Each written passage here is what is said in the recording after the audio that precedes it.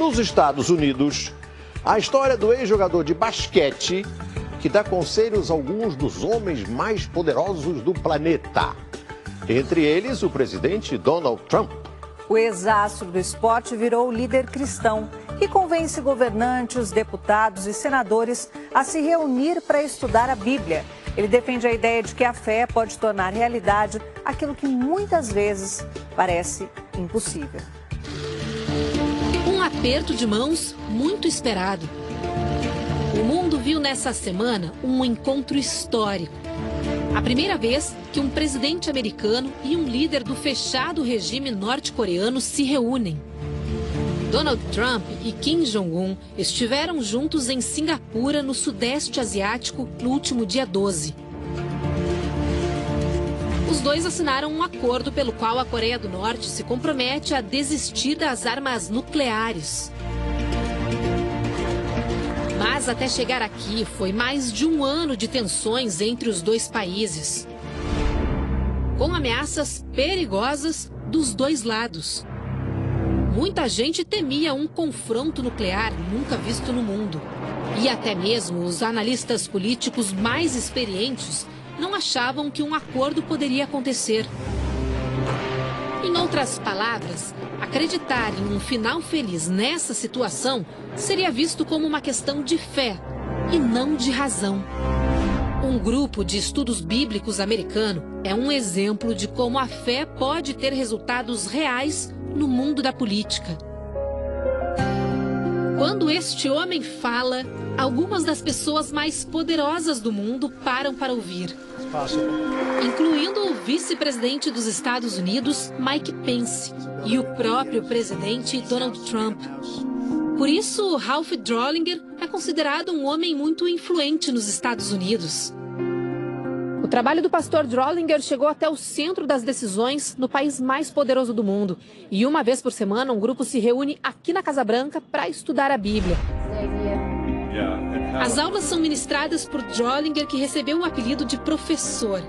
Ele fala sobre como os ensinamentos do livro sagrado se aplicam à vida e ao trabalho dos servidores públicos.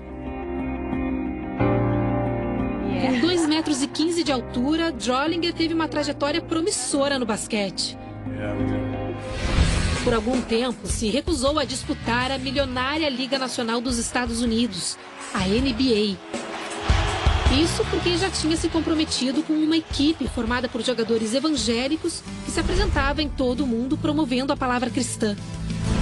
No fim, Drollinger jogou 2 anos na NBA pelo Dallas Mavericks, mas no auge da carreira abandonou as quadras, segundo ele, depois de ouvir um chamado para mudar de vida. Felt a call on my life to go into ministry. O pastor recebeu nossa equipe na capital americana, Washington. Ele conta que, em 1997, com a ajuda da esposa Danelli, fundou uma organização sem fins lucrativos.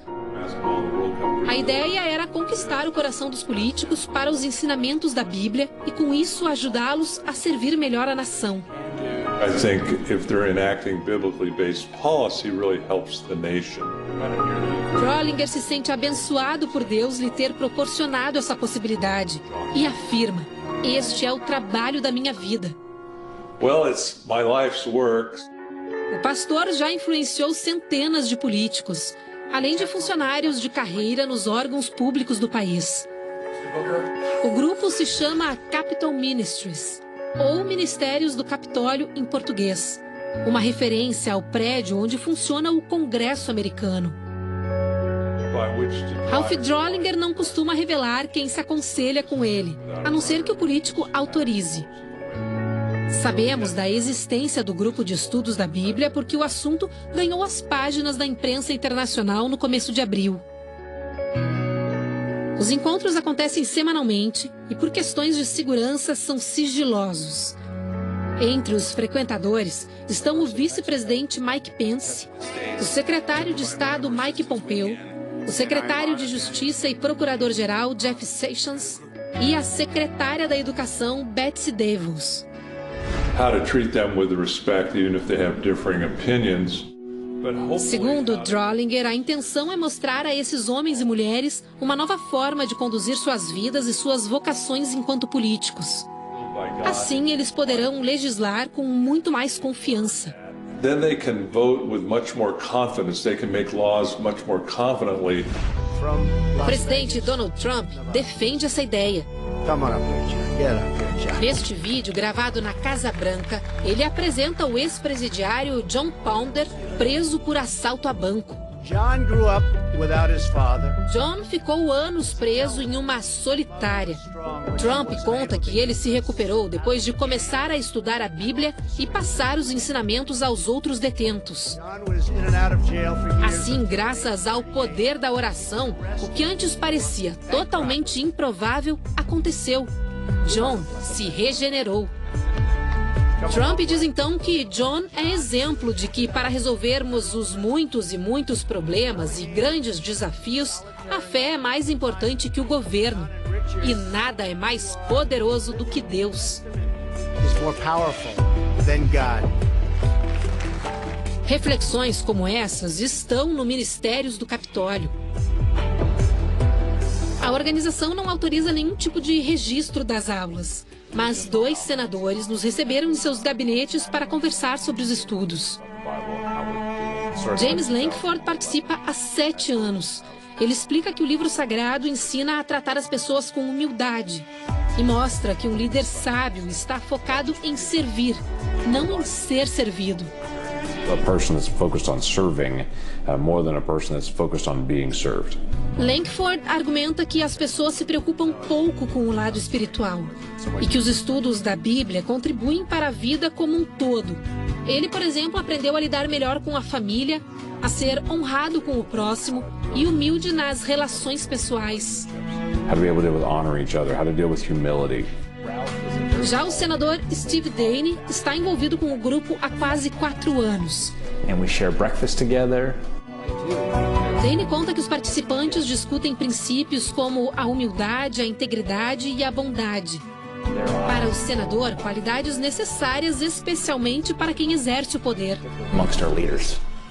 Hoje, os ministérios do Capitólio reúnem cerca de 60 deputados e senadores americanos de 2 dos principais partidos dos Estados Unidos, o Democrata e o Republicano. Além de 12 dos 17 integrantes do gabinete presidencial dos Estados Unidos. Os políticos deixam de lado as rivalidades partidárias para focar no livro sagrado. Há ministérios do Capitólio em 42 das 50 capitais americanas. Em outros países, já são 24 representações.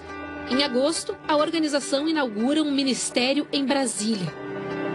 Aos 63 anos de idade, o pastor não pensa em parar.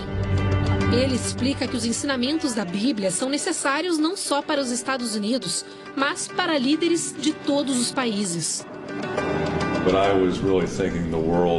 Por isso, o objetivo de Ralph e Danelli Drollinger é levar os ministérios do Capitólio para todo mundo. Drollinger costuma passar lições de casa a outros alunos que não conseguem comparecer todas as vezes. É o caso do vice-presidente Mike Pence. O presidente Donald Trump não vai aos encontros na Casa Branca, mas é cristão e se comunica com Ralph Drollinger por meio de notas escritas de próprio punho. He'll write me notes back on my written Bible studies, encouraging notes. Segundo o pastor, Trump pretende participar quando a vida estiver mais calma. He wrote me when things settle down. Vida mais calma? A notícia dessa semana pode ajudar bastante.